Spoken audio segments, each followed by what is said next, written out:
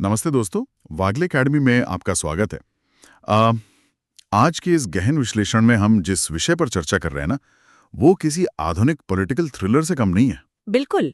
ये भारतीय इतिहास का एक बहुत ही टर्निंग पॉइंट है। हाँ, मतलब आप कल्पना कीजिए, एक 16 साल का लड़का, उसके पिता की अभी अभी मृत्यु हुई है। उसके बड़े भाई की बीच चौराहे पर धोखे से हत्या कर दी गई है। उसकी बहन का अपहरण हो गया है और वो कहीं जंगलों में जान बचा के भाग रही है। और इन सबके बीच एक विशाल साम्राज्य रातों रात ढहने के कगार पर है। सही का, ये कोई गेम ऑफ थ्रोन्स का प्लॉट नहीं है। ये प्राचीन भारत के इतिहास का एक वास्तविक अध्याय है। हमारे सामने जो स्रोत है ना, वे हमें ठीक इसी राजनीतिक तूफान के बीच ले जाते हैं। अब देखिए, गुप्त साम्राज्य के पतन के बाद उत्तर भारत में एक बहुत बड़ा राजनीतिक शून्य, एक तरह का पावर वैक्यूम पैदा हो गया था। मतलब हर कोई गद्दी हथियाना चाहता था, राइट? देखल, ये गुप्तोत्तर काल यानी पोस्ट गुप्ता पीरियड का वो समय था जब हर कोई इस शून्यता को भरने की कोशिश कर रहा था। आज हम जिस दौर और जिस व्यक्ति का विश्लेषण कर रहे हैं, सम्राट हर्षवर्धन, ये समझना इसलिए जरूरी है क्योंकि ये सिर्फ एक राजा के राज्याभिषेक की कहानी नहीं है। हाँ, ये केस स्टडी है। जी, मैं वही कह रही थी। ये एक केस स्टडी है कि कैसे घोर संकट के समय में एक युवा अपने परिवार के विनाश के बीच से उठता है और प्राचीन भारत के सबसे प्रभावशाली साम्राज्यों में से एक की नींव रखता है। और इस कहानी की शुरुआत ना सीधे हर्षवर्धन के गद्दी पर बैठने से नहीं होती। हमारे स्रोत हमें पहले उस भू राजनीतिक बिसात पर ले जाते हैं जहां एक खलत चाल ने पूरे उत्तर भारत में आग लगा दी। थानेश्वर का पारिवारिक संकट। हाँ, ये शुरुआत होती है थानेश्वर से। थानेश्वर जो आधुनिक हरियाणा के आसपास का क्षेत्र है, वहां पुष्यभूति वंश का राज था। राजा प्रभाकर वर्धन और रानी यशोमती। और इनके 3 बच्चे थे, राज्यवर्धन, राजश्री और सबसे छोटा बेटा हर्षवर्धन। सब कुछ ठीक चल रहा था, लेकिन फिर कूटनीति के नाम पर एक ऐसी शादी तय होती है जो असल में युद्ध का निमंत्रण बन जाती है। कूटनीतिक विवाह इतिहास में हमेशा से दो-धारी तलवार रहे हैं। थानेश्वर के शाही परिवार ने अपनी बेटी राजश्री का विवाह कन्नौज के राजा ग्रहवर्मा से कर दिया, जो कि उस समय एक सामान्य बात थी, है ना? देखने में ये 2 शक्तिशाली राज्यों का एक सामान्य गठबंधन ही लगता है। कन्नौज उस समय उत्तर भारत का एक बहुत बड़ा राजनीतिक केंद्र बन रहा था। लेकिन पेंच कहीं और था। हाँ, पेंच ये था कि स्रोतों के अनुसार राजश्री का विवाह पहले बंगाल के शासक शशांक से होना तय हुआ था। बाप रे! तो यहाँ से व्यक्तिगत रंजिश और अंतर्राष्ट्रीय राजनीति आपस में टकराती है। बिल्कुल। शशांक को दुल्हन ना मिलना केवल एक व्यक्तिगत अपमान नहीं था, ये बंगाल की बढ़ती हुई राजनीतिक ताकत के लिए एक सीधा चैलेंज था। और इतिहास गवाह है कि जब व्यक्तिगत अहंकार को चोट पहुंचती है तो युद्ध तय होता है एकदम। और शशांक ने अकेले हमला नहीं किया, उसने मालवा के राजा देवभूति के साथ हाथ मिलाया। देवभूति और शशांक का ये गठबंधन पूरी तरह से कन्नौज को मिटाने के लिए बना था। मालवा और बंगाल की संयुक्त सेनाओं ने सीधे कन्नौज पर एक भयानक आक्रमण कर दिया। और ये हमला बहुत क्रूर था। बहुत ज्यादा। इस हमले की क्रूरता का अंदाजा इसी बात से लगाया जा सकता है कि कन्नौज के राजा और राजश्री के पति ग्रहवर्मा की युद्ध में हत्या कर दी जाती है। और राजश्री को बंदी बना लिया जाता है। जी, उसे बंदी बनाकर कारागार में डाल दिया जाता है। थानेश्वर के लिए ये एक भूचाल था। और इधर पिता प्रभाकर वर्धन की बीमारी से पहले ही मौत हो चुकी थी। अब जैसे ही ये खबर थानेश्वर पहुंचती है, नया राजा और बड़ा भाई राज्यवर्धन अपनी बहन को बचाने के लिए निकल पड़ता है, एक विशाल सेना लेकर मालवा की तरफ। हाँ, और वो जीत भी जाता है। राज्यवर्धन ने मालवा के राजा देवभूति को युद्ध में बुरी तरह हरा दिया। लेकिन तभी कहानी में वो सबसे खौफनाक मोड़ आता है जिसने पूरे उत्तर भारत का भूगोल बदल दिया। शशांक का धोखा। बिल्कुल। राज्यवर्धन मालवा को हराने के बाद शायद आश्वस्त हो गया था, लेकिन शशांक कूटनीति का एक बहुत क्रूर खिलाड़ी था। स्रोतों में स्पष्ट है कि शशांक ने धोखे से बातचीत के बहाने राज्यवर्धन की हत्या कर दी। ये तो मतलब पूरी तरह से पीठ में छुरा घोंपना हो गया। अब जरा उस समय के राजनीतिक परिदृश्य को देखिए। थानेश्वर का राजा मारा जा चुका है, सेना का मनोबल टूट चुका है, बहन दुश्मन की कैद में है या जंगलों में भटक रही है। जी, और कन्नौज जो उनका सबसे बड़ा सहयोगी था, तबाह हो चुका है।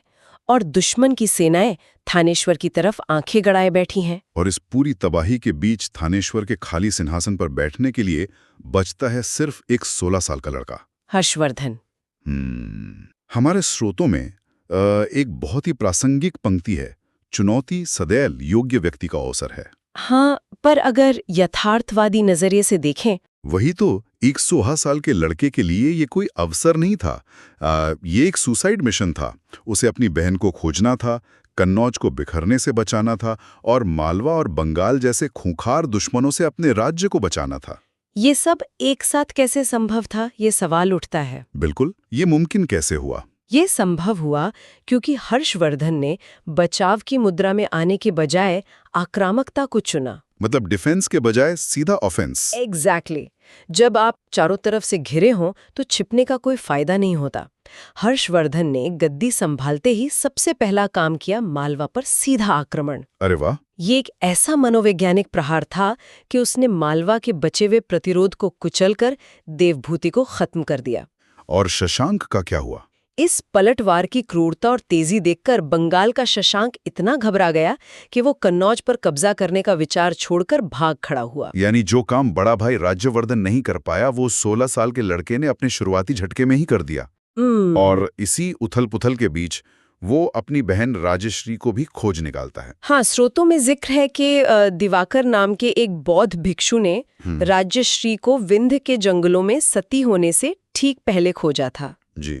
ये एक बहुत ही भावुक पल था। लेकिन इसके बाद हर्षवर्धन एक ऐसा फैसला लेता है जो मुझे एक बहुत गहरी राजनीतिक चाल लगती है। राजधानी बदलने का फैसला? हाँ, वो अपनी राजधानी को थानेश्वर से हटाकर कन्नौज ले जाता है।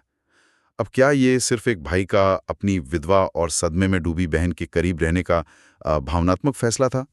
मुझे ऐसा नहीं लगता। आप बिल्कुल सही दिशा में सोच रहे हैं, है ना? सतह पर ये एक भावनात्मक कदम लग सकता है कि वो अपनी बहन के राज्य को संभालना चाहता था, लेकिन रणनीतिक रूप से ये एक मास्टर स्ट्रोक था। कैसे?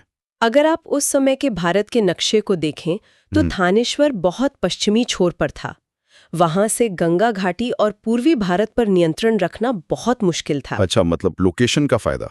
जी, कन्नौज उस समय उत्तर भारत का रोम बन चुका था, व्यापार का केंद्र, उपजाऊ भूमि का केंद्र और राजनीति का हृदय। राजधानी कन्नौज ले जाकर उसने न केवल अपनी बहन के राज्य को एकीकरण दिया, बल्कि पूरे उत्तर भारत की सत्ता की धुरी को अपने सीधे नियंत्रण में ले लिया। और इस नियंत्रण का परिणाम हमें उसकी विजय यात्राओं में दिखता है। उसने कश्मीर के शासक दुर्लभ वर्धन पर आक्रमण किया। हाँ, और यहाँ एक दिलचस्प ऐतिहासिक तथ्य है कि दुर्लभ वर्धन अपने साथ महात्मा बुद्ध का दांत लेकर आया था। अरे कमाल है! कश्मीर से लेकर पंजाब, सारस्वत, गौड़ और मिथिला तक हर्षवर्धन की सेनाओं ने पूरे उत्तर भारत को रौंद डाला। और जब ये विजय अभियान पूरा हुआ, तब हर्षवर्धन ने एक उपाधि धारण की, राजपुत्र शिलादित्य। राजपुत्र शिलादित्य? अब ये कोई साधारण नाम तो है नहीं। बिल्कुल नहीं, ये उपाधि एक तरह का मनोवैज्ञानिक युद्ध था। शिलादित्य का अर्थ है जो सूर्य के समान प्रतापी हो, और शिला यानी पत्थर के समान अडिग हो। Powerful message. उस समय के सामंतों और चिमटे राजाओं के लिए ये एक स्पष्ट संदेश था कि अब छोटे छोटे राज्यों का दौर खत्म हो चुका है। ये उत्तर भारत पर उसके पूर्ण वर्चस्व का ऐलान था। मतलब कोई भी राज्य अब उसके खिलाफ सिर उठाने की सोच भी नहीं सकता था। जी, कोई भी नहीं। उसका साम्राज्य एक ऐसी साइकिल की तरह हो गया था कि जब तक पैडल चलता रहा, यानी सैन्य अभियान आगे बढ़ते रहे, तब तक संतुलन और खौफ बना रहा। उत्तर भारत में तो कोई साइकिल को रोक नहीं पाया, लेकिन फिर वो दक्षिण की ओर मुड़ा। और यहां हम इतिहास की उस वास्तविकता से टकराते हैं जो दिखाती है कि कोई भी अजेय नहीं होता। नर्मदा का युद्ध। हाँ, हमारे स्रोत एक नक्शे का विवरण देते हैं जहां नर्मदा नदी को एक स्पष्ट सीमा के रूप में दिखाया गया है। जो रथ पूरे उत्तर भारत में तबाही मचा रहा था, वो अचानक एक नदी के किनारे आकर क्यों बेबस हो गया? क्योंकि भूगोल अक्सर सैन्य ताकत पर भारी पड़ता है। देखिए, नर्मदा नदी कोई आम नदी नहीं है। ये उत्तर और दक्षिण भारत के बीच एक प्राकृतिक और बहुत दुर्गम सीमा है। पहाड़ और गहरी घाटियां। जी, जब हर्षवर्धन अपनी विशाल सेना लेकर दक्षिण की ओर बढ़ा, तो उसे पार करना ही अपने आप में एक बहुत बड़ी लॉजिस्टिक चुनौती थी। और सामने दुश्मन भी कोई कमजोर नहीं था। बिल्कुल। दूसरी तरफ कोई साधारण राज्य नहीं था। दक्षिण में चालुक्य वंश का राज था और उनका सम्राट था पुलकेशिन द्वितीय। पुलकेशिन द्वितीय। पुलकेशिन अपने ही इलाके में लड़ रहा था। उसकी सेना को वहां के पहाड़ों और नदी घाटियों का चप्पा चप्पा पता था। Home ground advantage. और इस हार का दस्तावेजीकरण भी उतना ही रोचक है। हम अक्सर कहते हैं कि इतिहास विजेता लिखते हैं। अगर हम सिर्फ हर्षवर्धन के दरबारी कवियों को पढ़ें तो शायद हमें लगे कि वो कभी कोई युद्ध हारा ही नहीं। लेकिन चालुक्य वंश का एहोल अभिलेख पूरी कहानी खोल कर रख देता है। एहोल इंस्क्रिप्शन। जी, ये अभिलेख स्पष्ट रूप से बताता है कि पुलकेशिन द्वितीय ने हर्षवर्धन को नर्मदा के तट पर एक बार नहीं बल्कि दो बार खदेड़ा। 2 बार हराया। ये बहुत बड़ी बात है। यही कारण है कि इतिहास में क्रॉस रेफरेंसिंग इतनी महत्वपूर्ण है। एहोल अभिलेख इतिहास का वो आईना है जो हमें बताता है कि हर्षवर्धन कोई देवता नहीं था। वो एक वास्तविक इंसान था जिसकी रणनीतिक सीमाएं थीं। अपनी सप्लाई लाइन से बहुत दूर एक अनजान भौगोलिक क्षेत्र में लड़ना उसकी सबसे बड़ी भूल थी। सही कहा आपने। नर्मदा की उस हार ने ना हर्षवर्धन को शायद एक बात साफ कर दी थी कि दक्षिण का रास्ता हमेशा के लिए बंद है। और मुझे लगता है कि यह हार भेष बदलकर आया हुआ एक वरदान थी। वो कैसे? क्योंकि दक्षिण विस्तार रुकने के बाद ही अपनी उस असीम ऊर्जा को उसने युद्ध के मैदान से हटाकर प्रशासन, धर्म, कला और संस्कृति की तरफ मोड़ दिया। और यहीं से उसके शासन का वो स्वर्ण युग शुरू होता है जिसके लिए वो आज भी याद किया जाता है। ये बिल्कुल सही बात है कि जब युद्ध रुकते हैं तभी समाज का निर्माण होता है। अगर हम उसके धार्मिक और सांस्कृतिक प्रशासन की बात करें तो हर 5 साल में प्रयागराज के संगम पर एक विशाल आयोजन होता था, महामोक्ष परिषद। जी, महामोक्ष परिषद। अब ये कोई आम मेला या सिर्फ एक धार्मिक आयोजन नहीं था। ये एक बहुत ही जटिल आर्थिक और सामाजिक तंत्र था। यहाँ मैं थोड़ा रुकना चाहूंगा। जी, बताइए। हमारे स्रोत बताते हैं कि इस महामोक्ष परिषद में वो शिव, बुद्ध और सूर्य तीनों की उपासना करता था। इतिहासकार अक्सर इसे हर्षवर्धन की धार्मिक सहिष्णुता कहते हैं। लेकिन यहाँ मेरा एक सवाल है। जी, क्या ये सच में उसकी व्यक्तिगत धार्मिक सहिष्णुता थी या फिर एक बेहद चतुर राजनीतिक मजबूरी? ये बहुत दिलचस्प सवाल है। क्योंकि अगर एक राजा के विशाल साम्राज्य में प्रबल हिंदू आबादी भी है और एक बहुत बड़ा बौद्ध वर्ग भी है, तो सत्ता बनाए रखने और विद्रोह को रोकने के लिए दोनों को खुश रखना तो एक राजनीति का सबसे पहला शर्त हो जाता है ना। मैं आपकी बात से पूरी तरह सहमत हूँ। एक सफल सम्राट को एक चतुर राजनेता होना ही पड़ता है। जब वो शिव और बुद्ध दोनों की समान रूप से पूजा कर रहा था तो वो दरअसल अपने साम्राज्य के हर एक नागरिक को ये संदेश दे रहा था कि मैं तुम सबका राजा हूँ। सबको साथ लेकर चलने की नीति। जी, और इसके अलावा इस परिषद का एक और बड़ा उद्देश्य था, वेल्थ रीडिस्ट्रीब्यूशन, यानी धन का पुनर्वितरण। धन का पुनर्वितरण, वो कैसे? चीनी यात्री ह्वेनसांग, जिसने अपनी प्रसिद्ध पुस्तक सीयू की में इस पूरे साम्राज्य का आंखों देखा हाल लिखा है, वह छठी महामोक्ष परिषद का बहुत बारीकी से वर्णन करता है। ये आयोजन 75 दिनों तक चला था और इसमें लगभग 5 लाख लोग आए थे। बाप रे, 5 लाख लोग! और हर्षवर्धन इन 75 दिनों में शाही खजाने से असीमित दान करता था। वो गरीबों, भिक्षुओं और ब्राह्मणों को इतना दान देता था कि अंत में उसके पास पहनने के लिए सिर्फ एक साधारण कपड़ा बचता था। अरे वाह! ये दरअसल राज्य के खजाने को जनता के बीच वापस भेजने का और समाज में आर्थिक असंतोष को खत्म करने का एक बहुत बड़ा प्रशासनिक टूल था। ये तो अर्थशास्त्र का एक बहुत बड़ा दांव हुआ और मुझे इस आयोजन के लॉजिस्टिक्स के बारे में सोचकर ही हैरानी होती है। बिल्कुल। 7वीं शताब्दी में जब कोई आधुनिक संचार का साधन नहीं था, 5 लाख लोगों को 75 दिनों तक एक जगह पर ठहराना, उन्हें भोजन देना और बिना किसी दंगे के भीड़ को नियंत्रित करना, ये कोई चमत्कार नहीं बल्कि एक बेहद चुस्त प्रशासनिक मशीनरी का सबूत है। एकदम सही। और इसके साथ ही मुझे हर्षवर्धन के टाइम मैनेजमेंट पर भी उतना ही आश्चर्य होता है। Time management? ऐसा क्यों? अब जरा सोचिए, ये आदमी युद्ध लड़ रहा है, मालवा से लेकर कश्मीर तक सेनाएं भेज रहा है, 5 लाख लोगों के 75 दिन लंबे उत्सव का मैनेजमेंट देख रहा है, और इन सबके बीच वो बैठकर 3 संस्कृत नाटक लिख डालता है, नागानंद, रत्नावली और प्रियदर्शिका। मतलब ये कैसे संभव है? ये संभव था क्योंकि हर्षवर्धन ने केवल तलवारबाज नहीं पाले थे, उसने अपने दरबार में बाणभट्ट और मयूर शर्मा जैसे महान विद्वानों को संरक्षण दिया था। राइट, बाणभट्ट? जी, बाणभट्ट ने हर्षचरित, कादम्बरी और चंडी शतक जैसी महान रचनाएं दी। मयूर शर्मा ने सूर्य शतक लिखा। और हर्षवर्धन खुद भी एक लेखक था। हाँ, हर्षवर्धन खुद भी विद्वान था और उसने नालंदा विश्वविद्यालय को बहुत बड़े स्तर पर फंड किया। वो जानता था कि एक साम्राज्य सिर्फ सेना से नहीं बल्कि शिक्षा और संस्कृति से महान बनता है। लेकिन इतनी बड़ी कला और संस्कृति को सुरक्षित रखने के लिए एक लोहे जैसी प्रशासनिक व्यवस्था चाहिए। हमने पहले बात की थी कि वो कैसे सब कुछ खुद नहीं संभाल सकता था, तो उसने सत्ता का जो विकेंद्रीकरण यानी डिसेंट्रलाइजेशन किया, वो कैसे काम करता था। स्रोतों में कुछ बहुत दिलचस्प पदनाम हैं, जैसे एक अधिकारी था अवंती। हाँ, अब देखिए, उस समय संचार में हफ्तों लग जाते थे। हर्षवर्धन कन्नौज से पूरे उत्तर भारत को माइक्रो मैनेज नहीं कर सकता था। बिल्कुल। इसलिए उसने एक पूरा रक्षा विभाग बनाया। अवंती केवल एक अधिकारी नहीं था, वो आधुनिक भाषा में रक्षा मंत्री और विदेश मंत्री का मिला जुला रूप था। अच्छा। वो तय करता था कि कब शांति वार्ता करनी है और कब युद्ध छेड़ना है।